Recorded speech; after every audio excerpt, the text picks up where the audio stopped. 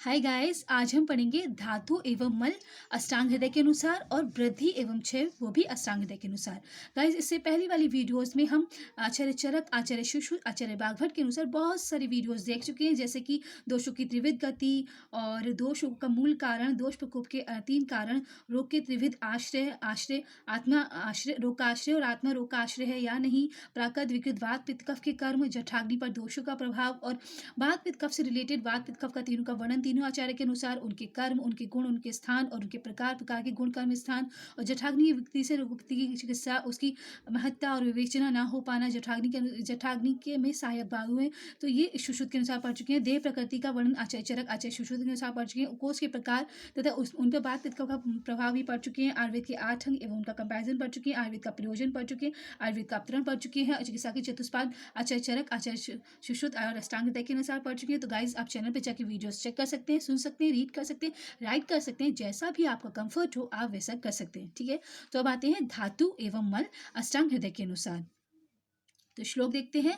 रस अश्रंग मांस मेदो अस्थि मज्जा शुक्राणी धातुवा सप्त दूषया मला मूत्र शक्रद स्वेद स्वेद आदियो अपी चा। इसका रेफरेंस है अष्टांग हृदय सूत स्थान के फर्स्ट चैप्टर यानी कि आयुष कामीय अध्याय का 13 श्लोक। अब श्लोक के प्रत्येक शब्द का अर्थ देखते हैं।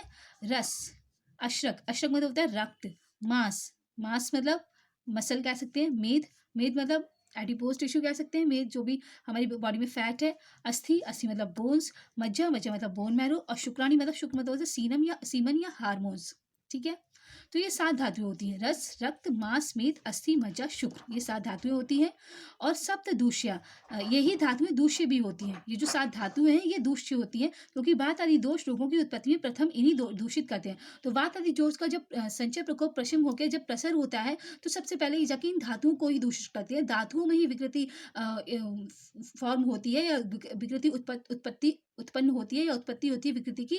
तो इसलिए वात आदि दोष रोगों की उत्पत्ति में प्रथम इन्हीं दूषित करते हैं। तो दूषित इन्हें करते हैं। रस, रक्त, मांस, मेद, अस्थि, मज्जा आदि को दूषित करते हैं, इसलिए इनको दूष्य कहते हैं। तत्पश्चात रोग उत्पन्न होता है, इसके बाद रोग उत्पन्न होता है। तो ये धातुएं दूष्य भी हैं।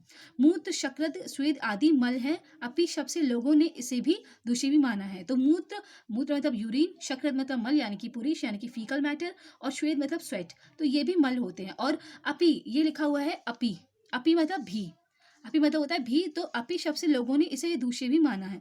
तो अपी, अपी लिख दिया है जब आचार्य ने यहाँ पर, तो इसलिए हम ये कह सकते हैं मल, मूत्र, मल और श्वेत ये भी दूषित होते हैं। ठीक है, अब देखते हैं वृद्धि एवं क्षय।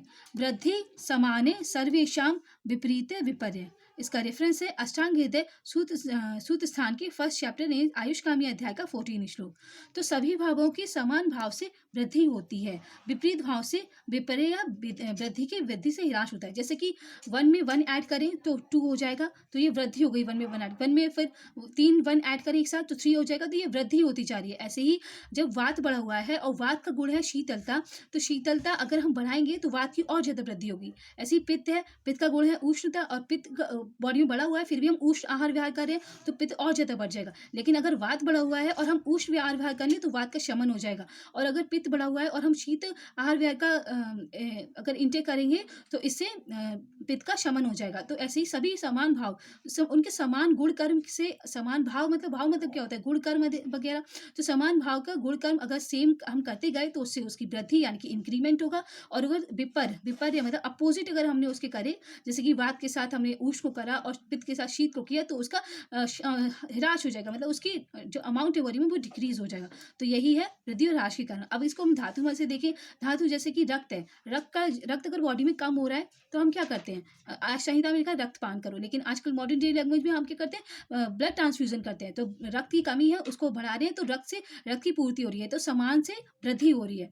और ऐसे ही मांस बढ़ाना है तो मांस बढ़ाने के लिए हम प्रोटीन इंटेक लेते हैं, या फिर हम मीट इंटेक करते हैं, तो इससे चिकन वगैरह खाते हैं, तो इससे मांस की वृद्धि हो रही है। रस, मांस, मेद, मेद मतलब एडिपोज टिश्यू। अगर हम बहुत ज़्यादा फैटी हैं और हम ऑयली चीज़ें खाते रहेंगे तो हम और ज़्यादा फैटी हो जाएंगे। और अगर इसे अपोजिट चीज़ें खाएंगे कि रूखा सूखा भोजन खाएंगे, तो वो मेद के अपोजिट है, मेद स्निग्ध है, रूखा सूखा रूक्ष है, तो उससे फिर मेद की ह्रास होगा, मेद बॉडी से कम होने लगेगा। तो ये था सभी भाव के समान भाव से वृद्धि होती है और विपरीत भाव से विपरीत तथा वृद्धि ह्रास होता है। तो गाइज ये था धातु एवं मल एवं वृद्धि एवं क्षय अष्टांग हृदय के अनुसार। इससे आगे आने वीडियोज़ में हम बहुत सारी वीडियोज़ देखेंगे जो इंपॉर्टेंट टॉपिक्स हैं, जैसे कि हम देखेंगे रस आदि धातुओं के प्राकृत कर्म अष्टांग हृदय के अनुसार और आचार्य सुश्रुत के अनुसार। Okay guys, thank you, have a nice day, जय हिंद, जय भारत।